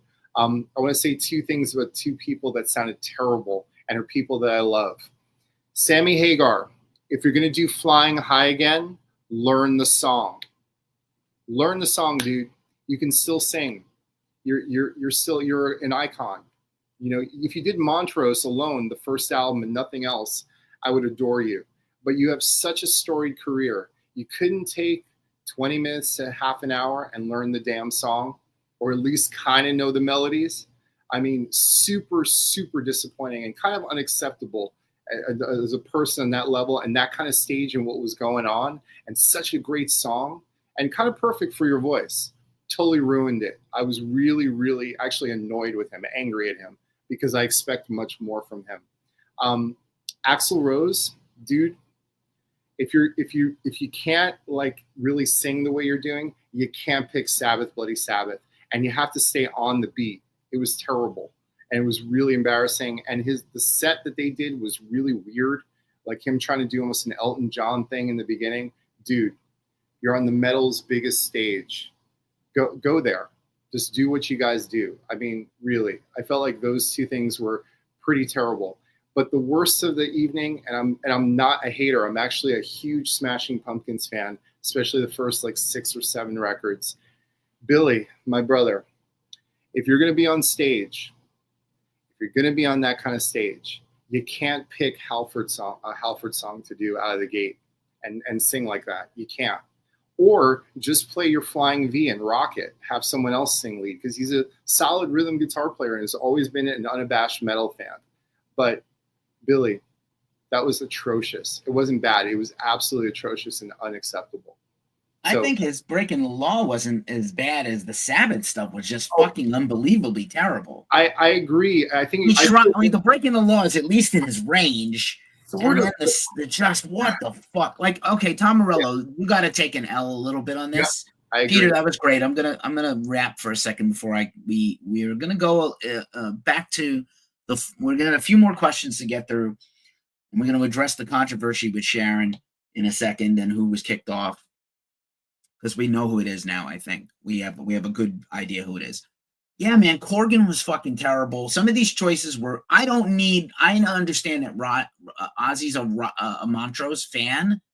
Fuck Rock Candy. I don't want to hear this song. I'm a hater. I don't like Hagar. Everyone knows I'm Van Halen, not Van Hagar only. But you know, Van Hagar has some songs, and he's a good singer. And I'm not going to be a complete dick about it. But like, he sucked, and I don't want to hear fucking Rock Candy for 6 minutes. Fucking no. Tyler shocked me. Let's not fucking, trip over our own dicks for a second here. And I don't, Joe Perry then tweeting like maybe we should come back. No, you shouldn't. You stopped for a reason. This guy can't tour. He tried to sing Back in the Saddle as the first song in the set every night and blew his voice out almost permanently. They're like, you might never talk again if you keep doing this. So like, I don't want him to come back. Like, let that be the exclamation point on an otherwise great career for a pretty mid guy, a creepy sex pest guy. But I love Aerosmith. America doesn't have really that many legend status bands after Metallica, right? And Aerosmith. So Corgan was horribly miscast. And I think Travis Barker, other than when he played with the supergroup, the drum off was whack. He was not prepared. He didn't practice the song. You could tell. And then he like overplayed his solo and overplayed his time in the solo. And if you watch the camera reaction, Chad Smith is next to him, and he's like, whatever, this guy sucks. Fuck this. I'm going to do my solo. Chad was ready. Danny was ready. How are you going to show up and not be ready? You just show up because I'm cool? Like, I don't need him there. I understand that he's a huge, iconic international producer, and Blink is huge, right? And it's cool to have a younger punk rock guy be there and say that he was inspired by Bill Ward and stuff, or Puffy or Castillo or any of these great drummers. Before we talk about who was kicked off, I do want to address the elephant in the room. Only Ozzy Sabbath was played. I had predicted this, so pat on the back to me. I'm going to break my hand off, patting myself on the back.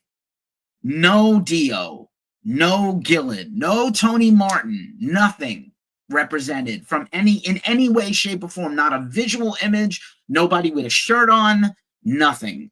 Just really quick, in a minute or less, was this a terrible mistake? Did you expect this? Did you think differently? Gail, tell me if you think we should have seen some Dio in there. Can I tell you, it never crossed my mind.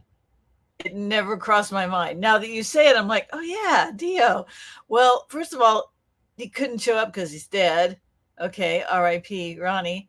But when I think of Black Sabbath, I think of Bill and Geezer and Tony and Ozzy. That's just the way I am. So I didn't feel any lack of respect or any void or any vacant space in that department. Fair enough. Also, sound off in the comments if you think we should have gotten some other eras of Sabbath represented. Ken Pierce, should we have had some acknowledgement of the other eras of Sabbath during this thing? When this was called the final Black Sabbath show, and then it was called Ozzy's last hurrah, I immediately felt we were never gonna see anything else other Sabbath. What might have worked would have been maybe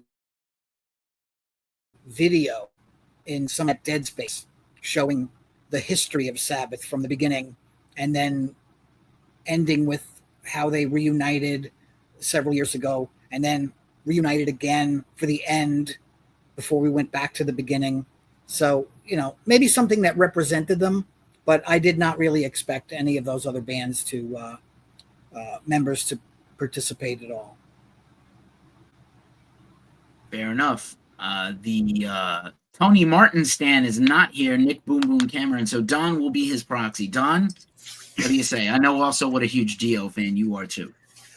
A huge fucking Dio fan, massive Tony Martin fan. Again, die on a hill for Tony Martin. I thought he was incredible, but honestly, this was a celebration of Ozzy and Black Sabbath.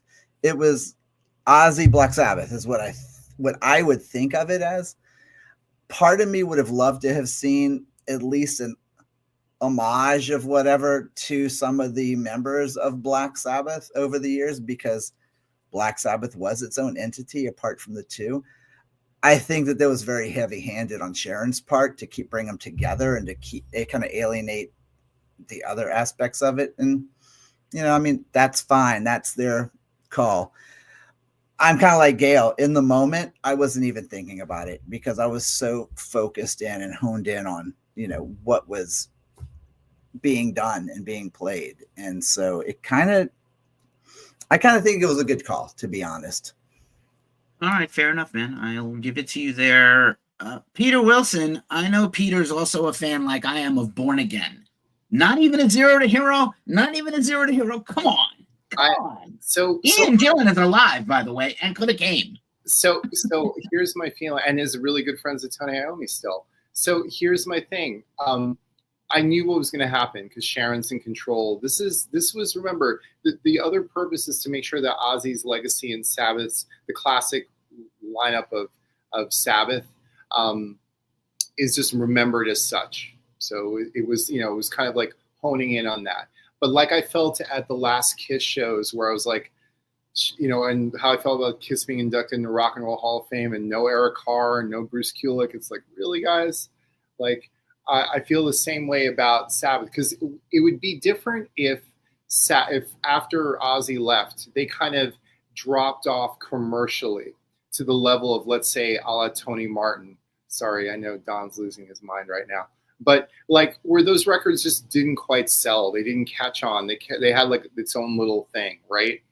But Dio, I mean, those records sold, those 2 Dio albums sold better than the 3 last Ozzy records with Sabbath. Let's talk truth, right? And they're incredible metal records. You know, Mob Rules and, you know, I mean, Mob Rules in Heaven and Hell are just like some of the most important metal records ever made. And, you know, and Sabbath was involved. Hey, people talk crap about Born Again. Born Again was a top 5 record in England and sold well, right? And it's an incredible record. I think they could have done something clever. It would have been cool if maybe they even did it early in the day, you know, before we got too heavy-handed into the classic Sabbath stuff. I do think it was a little bit of a weird thing. But, I mean, hey, listen, maybe they never forgave the fact that Ryan James Dio didn't want Sabbath to open up for Ozzy all those years ago. And you know, and you had Rob Halford that had to take the place of Dio for 2 gigs or something like that. Maybe that was what it was about. But I definitely, I agree with you, Keefy. I felt like there was like, you know, and even like Tony Martin, like he made a lot of records. He kept the Sabbath name alive for many years. I think there could have been some kind of tasteful tip of the hat. Didn't even have to be a big performance thing. Maybe it was even the short film kind of thing. Something cool in the middle of the day would have been nice, especially because Ronnie's not with us anymore. I think it would have been a classy thing for her to do. And everyone's so much older now. It's like, I hope you've gotten over all the crap. Apparently not. But I mean, it's the same thing as tied into like the, you know, some gaping holes of people that like bands that were not there, where you're like, how are they not there? I'm going to keep it with you and go right to that. Ken in the private chat has mentioned Glenn Hughes, also a pretty glaring omission that he's still friends with Geezer and Iommi and Bill, and they've all worked together. And Glenn has worked with all those other all-star guys in one capacity or another, been on tour with them, other things. So it seems as though it's Motley Crue got disinvited from the original thing. Doesn't surprise me. No one needs or wants this. They cannot play or sing. I disagree. Okay. No one wants Motley Crue this Sabbath thing except Nikki. Can I just say one thing about Keefy? Can I just say one thing about that? So sure. Here's where I'm coming from on this, right? Thinking back to the first time I saw Crue opening up for Ozzy Osbourne, obviously 40 years ago, right? But I know there's so much has happened in Crue universe since, and I will not defend Crue with the exception of the John Corabi album post Shout at the Devil. They first 2 albums is what I'm talking about. As I said in the chat, if Crue did the right thing and got the Queen memo, and they did Livewire, forget about doing Sabbath. Don't do any Sabbath. Be assholes. Do Livewire, Shout at the Devil, Looks That Kill. Ozzy, thank you for bringing us on our first major tour. And even flying vocals for Vince. I'm telling you, that would have gone over well. It would have been a bit different because people forget that Sabbath was so important. They influenced a lot of their chordal structures. You can't imagine Mick Mars playing half of what he played, certainly on Shout at the Devil, if there was no Sabbath. And I think it would have been a cool thing. And you know me, I'm the first to attack Vince Neil. I think he's absolutely dreadful. But again, if Axl Rose could do whatever he was doing on that stage and a lot of the other things we saw, I don't know. I think that Crue, especially Tommy Lee, he would have come out there. And John 5 is playing. John 5. I mean, killed. The band kills right now. So you throw in a million like things on Vince Neil's voice like you did to Ozzy. Have him half sing, the crowd half sing. I think it would have been a cool. Trust me, if you can imagine that lineup, him like them doing like 3 early cuts, I think it would have been a kind of cool, weird kind of thing to show how important Sabbath was to all eras of metal. Nice. Don, I'm going to kick it back to you. One band that wasn't there that should have been, or artist, anybody. Oh boy, you really caught me on. I actually, believe it or not, Keith, you're so cute. Of all the different bands, I know it sounds the same. I thought Ugly Kid Joe should have been there. I saw on the No More Tours tour. It was Ugly Kid Joe, Faster Pussycat opening up. And Ugly Kid Joe had developed a very, very tight-knit relationship with Ozzy and Sharon, and to the point where, you know, I mean, they became part of the family early on. I mean, they covered, what was it, Sweet Leaf on their EP. So I would have loved to have seen them play, because I think not only they're a great band, they do Sabbath really well. I thought it would have been fun to have seen them. But seeing Whitfield Crane, though, was a gift in itself, because I think he is terribly underrated when it comes to such a great singer. And he sings Sabbath probably as good, if not better, than most. He's in Kirk's cover band, Kirk Hammett's cover band, The Wedding Band, which I've seen him and Mark from Death Angel share the vocals. And by the way, when briefly Whitfield Crane was the singer of Life of Agony, his condition to come into the band was, we have to cover Symptom of the Universe. And they did it, and they slammed it. And they used to do it live with him, which was amazing. Ken Pierce, who is missing from this lineup? Who should have been there, artist or band? I'll go 2.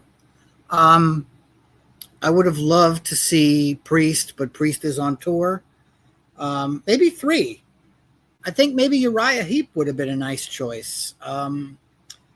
They would have easily been able to pull out a cover of Sabbath and then do a handful of absolute staples that, you know, melt faces today even. And dare I even say Megadeth. You know, Megadeth probably would have been a great choice also. So, you know, very simple and to the point. Again, you know, it was nice to hear somebody sing Judas Priest kind of on that. But I do... you know, I do think that Halford was missed, and, you know, we saw KK, that was great, but, you know, let's get the rest of them. So, you know, that's my take. Those nice 3. Nice work. Yeah, Megadeth is very strange that they were not in this thing. It's just, I know they're in the studio working on their new album right now. Gail, who would you like to have seen added to this thing? Well, what about Iron Maiden? No. Not even asked, according to Sharon. Well, never considered. Their beef is forever. She hates Rod Smallwood. She hates Bruce. And she hates them. I agree. It would have made sense for them to be there, especially with no Priest. You know, a band I know that supported Ozzy on tour, Prong, who has fans, or I'm not a fan, but Slipknot. Very strange that Corey Taylor was not here in some way, shape, or form. Very strange. And Eloy is there. Their drummer was earlier in a little drum jam, so he was there. Yeah, and Sid is there because obviously he got engaged to Kelly. What a fucking bonehead! on your dad's biggest day, would you marry me? What a fuckface! I'm sorry. I've been saving that the whole day. Go ahead. No, I'm sure he thought it was appropriate. You know, he's an idiot. It's like men or women or they thems, anybody. Don't get engaged on people's birthdays, New Year's Eve, or Valentine's Day. You're all fuckfaces. Or at other people's weddings. Or at other people's weddings. What a fucking dickweed. I'm going to give her the ring right after they say I do. Don't. You know who would have been a great band if all the members were still alive is Typo Negative. Yeah, of course. Wouldn't they have fucking killed it? You know? Peter loved Ozzy and Ozzy loved Peter. That would have been the shit, man. R.I.P. Oh, nice. Tom Bombadil, great screen name in the YouTube comments, says maybe Phil Campbell and Mikey D play Hellraiser with Zach and Ozzy. I mean, like, that would have made fucking complete sense, but too much sense, actually. I think Scorpions is also, like, on tour, you know, doing festivals. And Phil, you know, he's got the Bastard Sons. But, yeah, that's kind of strange that Lemmy also wasn't mentioned. Him and Ozzy were best friends. I think Suicide Solution was, like, for Bon Scott, and, you know, in a lesser sense for Lemmy being gone. But yeah, man, Corey Taylor is a head scratcher. And then I was going to say Trivium is a band that is the same level. Yeah. If you look at streaming numbers and popularity in terms of tour, where they tour. Gojira, Mastodon, Lamb of God. Trivium is the next band on that level, maybe even more popular than some of those bands. Their drummer. Above Mastodon, actually. And they were not there at all. And that's not even Matthew. Really strange. But maybe so much is too much, or maybe they're not on Morello's radar if he was, picking some of the. Yeah, I mean, I guess also not everybody can be invited. Yes, not everybody can be invited. Some people are. And let's just address the Motley Crue thing that we've been talking about in the chat. Vince Neil should not ever tour or perform live again. He's horrible. He makes Axl look like Bruce Dickinson. Right on. But I think it would have been fun to have Tommy or Nikki in one of the supergroups, because they were obviously completely influenced by Black Sabbath. Yeah, the Black Sabbath playbook. And toured with Ozzy when they were all at their most insane. Yeah, it's true. It's true. No love for them. Gail, I'm going to keep it with you. We're going to do 2 last questions, and I'm going to start with this one. What other band could get this treatment? Let's have 1 or 2 bands max in a 1-minute answer. I wish you hadn't taken me first, because I know, didn't we talked about in some of our pre-chats Nirvana. Now, as far as the catalog and the legend and the influence is concerned, I think Nirvana would be a great pick, definitely. Although, would there be a reformed Nirvana to play with Dave and Chris? And they've been offered money to do it. So who would they have? A bunch of different vocalists come and sing with them? I don't know. Really good question. I wish I could think of somebody else. I mean, you might say, as far as who's really big and huge and has a great legacy, Metallica, but they're still around. So right. I live in the Bay Area, so I'm rooting for that Metallica one. Yeah. But on every thrash band and heavy metal band in the last 45 years, and then Metallica plays. That would be sick. Oh. All right, hold that thought, Gail. Ken, what other band that's a legacy band? I think you have to unmute yourself, buddy. There we go. Nope. Muted, unmuted. I got it. Okay, here we go. What legacy band could get this treatment? You don't know? I don't really think off the top of my head who is at that space at this point. I mean, would a Kiss one be fun? Yeah, but Kiss is never going to do that again. So does something like this happen for Kiss, and then the end result at the final show is the Avatars? I mean, that would be interesting. But as far as legacy, a Misfits one, they're still doing it. I can't really think of anybody right off the top of my head. Nirvana is a good choice, like Gail mentioned, but those members don't seem to want. I don't know. I'm kind of perplexed on that. There are not a lot of legendary things that are closing up. Maiden's still going, Priest is still going, Metallica's still going, Slipknot's still going. These are names that you would say maybe would be the choice, but they're all still active, and they don't look like they're slowing down anytime soon. Knock wood. I think in 10 years the landscape is going to be radically different. Yes, but I'll put this as a liner note, kind of. When I was coming back from Priest last year with a friend of mine and some other cats in the car, somebody was complaining about the set list. They didn't like everything that was in the set list. And I had to point out that wasn't it extraordinary to be in our 50s and seeing a band that we used to watch as teenagers? And I said, that is where the appreciation should be. And the fact that they're still doing stuff like this is just beyond amazing. So, but all of those bands are still doing it. And I agree with you, 10 more years, it's going to be a different conversation. But that will have to be on a podcast of a different nature, because none of us will be doing this anymore. I will. I'm not going nowhere. You will? I will, buddy. Joan Jett or Lita Ford. For Jamie Maroney on YouTube, yes. For Nirvana, they've talked about Joan Jett. Yeah, Lita also could have been part of this, right? Close Your Eyes Forever would have been a nice thing. Doc and Don Delamont. Who should have been on this thing that wasn't? You mean band wise or like any artist or band? Just quickly. Oh my God, there was. I mean, actually, I made a list real quick. So who could get? Because you got kind of skipped on that question, but who could get their own version of this? Another band. Who do you think is good enough to get another one of these?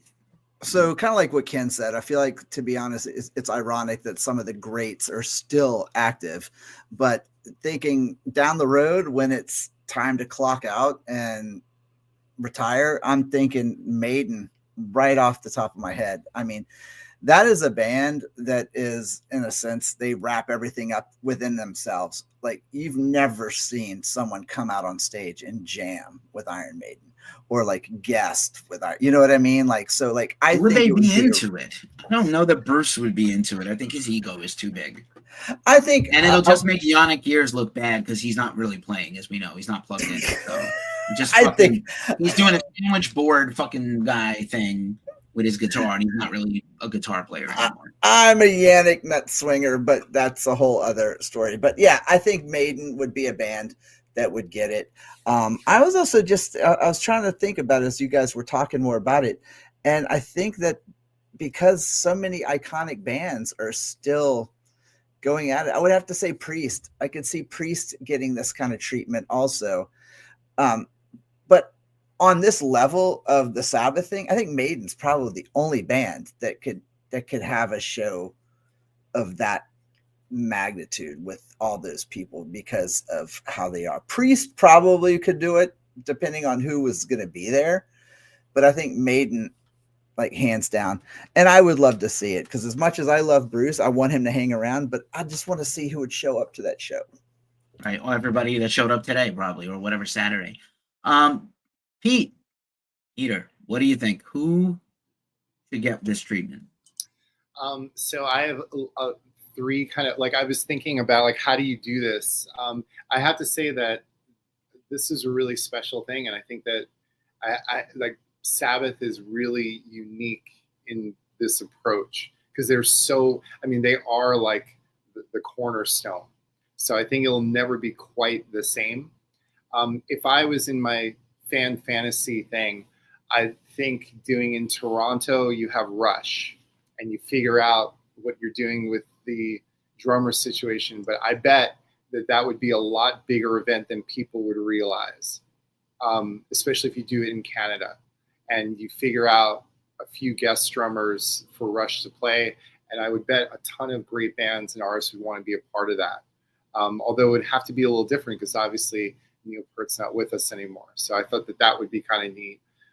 In the States, the only bands I can think of would be Kiss and Aerosmith, but because Aerosmith is kind of done, but we can see by Steven's performance that they could do probably 3 songs or 4 songs and sound fantastic.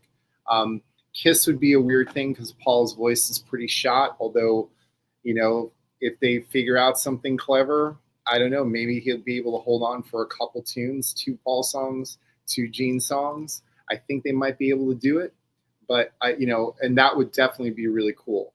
But again, it'd be a different vibe. And I'm with Don, and I think all of us were talking about like Maiden. I think Maiden would be terrific. I still think that Maiden's got a lot of gas though, in a cool, weird way. I think that we're seeing, like in Maiden, I think we're seeing something very different, kind of like Maiden's like the LeBron of metal. Like they're technically shouldn't be as good as they are live for their ages right now, but they're defying all of it in a really cool way. So I kind of enjoy like what Don was saying about, wanting to see Bruce continue. I mean, I haven't been as much of a fan of the last couple of Maiden records. I thought they were okay, but I still feel like there's a lot of gas in the tank. I still think there's like a killer record left in that group. But yeah, it would be different. All of them would have different energy. I don't think, as much as I love Priest, I don't think Priest has the same kind of pulling international power as some of the other bands. I think if they did it in an interesting way, maybe kind of a smallish or slightly smaller version of to what Sabbath did, they could pull it off too. But it would be a different kind of crowd. I think you get a lot of the Sabbath people over there, but I think it would be different. I think if you're talking about like internationally, I think Maiden in a few years would be great. I love the idea of Nirvana because it's such a cool thing. Except, I'll just be honest with you, I don't know. I think a lot of the artists that would be on the bill, I wouldn't be as crazy about, to be honest with you, especially a lot of the younger artists. I don't know. I think like a lot of the ones that grab the Kurt thing, I don't know if I'd be as excited about. I'd be excited about obviously their contemporaries and some of the mid bands right after. But I think there was a lot of, dare I say, not as interesting like pop punk, kiddie punk stuff that was influenced by Nirvana that I don't think would hit me as hard. And I think a lot of those bands aren't around anymore, quite frankly. I think there's a whole interesting separate conversation about Nirvana to be had. And actually, I think the band that would be the band, they did it already. It was No Effects on their farewell tour. That's the band that actually influenced all the newer punk bands, not Nirvana. Nirvana was lumped into punk. They were not exclusively punk. But I would just jump in and say Van Halen would have been my pick to have this kind of treatment. And now with Alex kind of selling off all his drums and physically probably been incapacitated from playing drums ever again, I don't want to see a Van Halen concert without at least Alex Van Halen. So that's that. Peter, I'm going to keep. I'm going to keep it with you we're going to do the last question. I have decided to forego the legacy question because we know what it is already. We all know it's beyond reproach. Are they done? Is Ozzy going to put out new music? Is Sabbath going to do a new album? Will we see them again on a stage somewhere, or is this it? This was wildly successful, raised a lot of money for charity. 5 million plus people watch this thing just in 30 seconds or less. Are they done? Is this it? Is there more? What do you think? I dare I say, I really hope so. Not because I love Ozzy and their legacy. And I think this was an exclamation point and then some. And I think it would be amazing for them to end off here. I did get nervous by seeing Andrew Watt on that stage playing guitar, who produced the last few Ozzy albums. So I don't know, maybe that was kind of a sign of possibly some sort of last project, but I hope it's done only because I think it would just be a glorious way to end. All right. Very nicely done. Don Leaumont, what do you think? Are they done, or are they not done?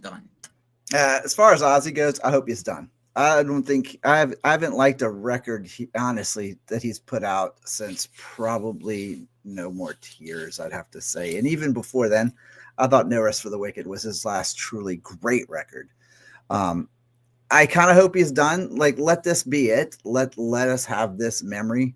I don't want to hear Ozzy, using pitch shifters on his voice to get him to sing in a way he can't do it. So I don't know. I'm kind of done with that. Sabbath, though, on the other hand, I'd love to see Sabbath revisit. I'd love to see Iommi and Tony Martin do something together. I think that would be incredible. It wouldn't be big scale, obviously, but, it would be kind of cool to see the members of Sabbath somehow revisit some of those past lineups to give those lineups credit where credit's due. And I do want to drop one more thing that I still think it is absolutely insane. And I kind of won't forgive Sharon for this ever, is that Bob Daisley was completely written out of the picture. Like, he was a huge part of Ozzy and co-writing some of the greatest songs that Ozzy put out.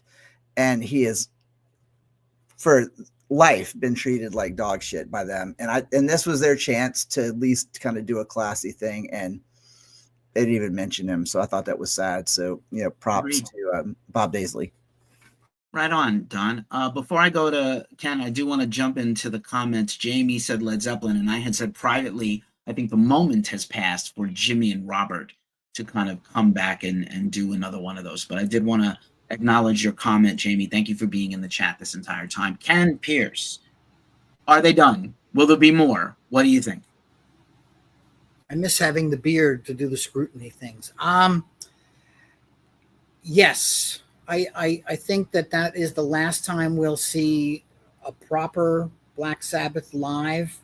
Ozzy did maintain that he was still gonna try to record music. Will it be a full album? I don't think so. I don't think he can. I think I hate to say it, I think he's a lot worse off than he seems, or that they say. This is not an easy. Maybe a single or three with Andrew, and they put something else out as singles only. We will never see him on the stage again, unless he comes out to accept an award of some kind. But Sabbath, I also think are done in this kind of thing, because as much as everybody in the chat was talking about Tony Martin, a combination of them and Tony Martin would not fill a garden or a theater. It'll fill smaller things, because that stuff is not as known unless you were an absolute Sabbath diehard, followed them through absolutely everything that they ever released, and had your favorites along the line. I only can name 3 or 4 songs by Tony Martin, and I liked what he did with them. Gillan's not going to do anything with them. He's got Purple, and he doesn't need to do anything with Sabbath, because Purple still sells out arenas. So, but I think really for the most part it's done. This was an amazing send-off and done well, and I know that's more than 30 seconds. I'm sorry. That's okay. I do believe Tony's next project is going to be to remaster a box set version of Born Again. Keefy will rejoice. Gail, done, not done, bullshit. Every band stays, I'm retiring, farewell tour, and then they come back. What do you think? I think Ozzy's done, because Ozzy's obviously very ill. And as Peter said, why not go out on top? Now, will he still record music? I think no. But if he could put out something that his fans would like, sure. But I think he's wrapped it up pretty much. Is Sabbath done? I think that Geezer and Tony could still do anything they want. I think Bill has some health issues. But I don't know, would they come together as an entity with a different singer? Maybe. That's all I'll say. Maybe. Oh, that's interesting. Super interesting. Mysterious Gail. I love Mysterious Gail. I'm just going to jump in here for a second and just say for a last licks, this has been really wonderful. Thanks everybody for jumping in the chat and being a part of this and watching this live stream. We're going to do more of these roundtables. I keep swearing we'll do one a couple a year. We might be back in the fall as things develop. I'm just really grateful to be part of this incredible community, to have grown up since I was a little toddler listening to Black Sabbath and hearing that original first squeal of War Pigs on the bass, and just knowing that I had to someday play bass, and it really consumed my whole brain in a way I still haven't quite worked out in therapy. But to the gang being here, I really relish and cherish you all. This has been really marvelous. Please, everybody following, if you've come here through ghostcultmag.com, check out Peter's music, check out Don's podcast, website, and music, check out Ken's websites and social media, check out Gail and the Worley Gig blog. It is my pleasure to do these with you, gang. This has been a great honor. And hail Black Sabbath, hail Iomi, hail Ozzy. And take care of yourselves out there. Thanks, everybody. Thanks, everybody. Thanks, guys. Thank you so much. Bye. Hail Taylor Swift. Really? Thanks, everyone. Death to false metal. Yes. That's better. Bye, y'all. By the way, I was the only one with a Sabbath, Sean, and I'm very sad. Ah, braggart. I have a classic. It's in storage. I have a Sabbath on, oh, nice. Oh, look at you. All right, then. Thanks, everybody. Peace. Thank y'all. Bye. Thanks. Love y'all.